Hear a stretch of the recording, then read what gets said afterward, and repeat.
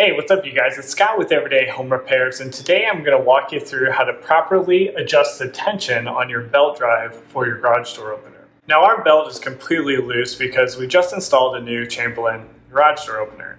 For you, you might be getting some squeaking, or you can see that your belt is visibly loose, so you just want to know how to properly get it back to the tension as prescribed by the manufacturer. Not a problem. It's very easy. We'll zoom in here and I'll show you how to tighten this up. And then also one thing to look out for, which some people overlook and might have been improperly installed from the start, and you just got to make that correction now. Okay, so a few things right away to look for before you start to tension the spring and get proper tension.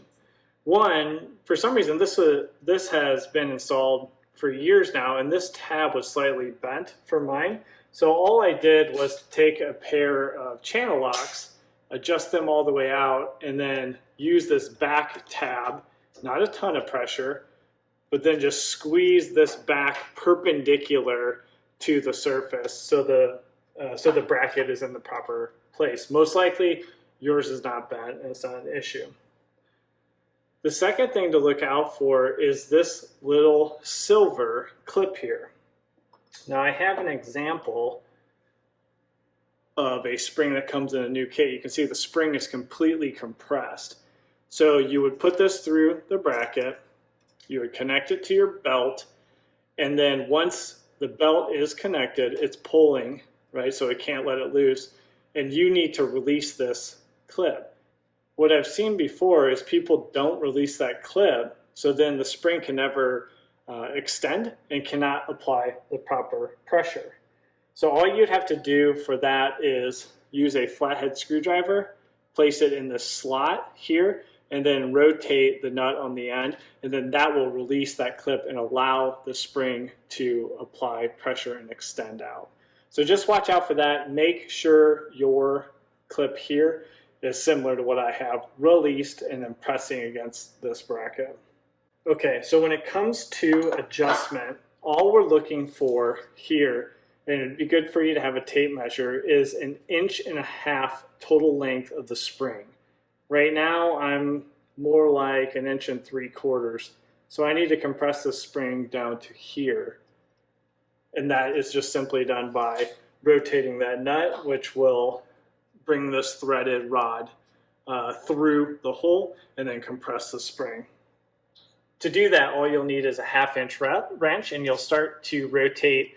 As you're facing the nut, you'll rotate clockwise, and in my instance, you'll be rotating for a little while until you compress that down to 1.25 inches.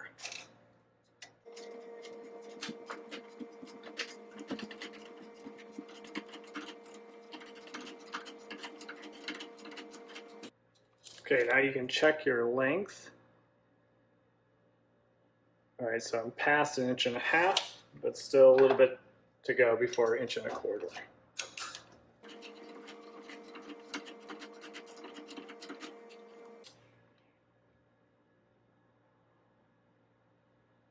Okay, so I have just a little bit more, about 1/16 of an inch.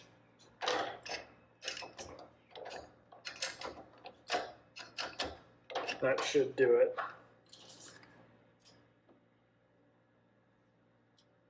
All right, that is right at 1.25 inches. Just one note here is this rod looks to have about 18 threads per 1 inch. So every one rotation here is going to be just a little bit under 1/16 of an inch compression. So if you see you're 1/16 of an inch short or 1/8 of an inch, 1/16 of an inch, you've got to do about 1 full rotation, and 1/8 of an inch, you've got to do a little bit over 2 rotations. Just for clarification, because the belt was slightly twisted there, when you're done tightening, make sure the belt is in the vertical position without any rotation in it. Overall, quick and easy. You'll knock this one out in just a couple minutes. Really looking for that 1.25 inches to make sure you have the proper compression on the spring, and then the overall belt system works appropriately and according to the design. Be careful to make sure that the spring is actually released, because if you don't have that clip released, then there is no spring in the system. You're going to over tighten your belt. It will work, but it will lead to early failure of the components because there will be no ability to absorb the loads through the spring. If you like these sort of videos, don't forget to subscribe to our channel, as we have new videos like this coming out on a weekly basis, and we have many other videos that can help you out with your garage door opener, such as the safety switches and troubleshooting those. We're installing a new garage door opener, a new Chamberlain B750 model right now. We have ones for programming your wireless keypads and also your home link system in your car, and just many others out there that are going to help you around the house. So don't forget to subscribe, and then we'll catch you on the next one. Take care.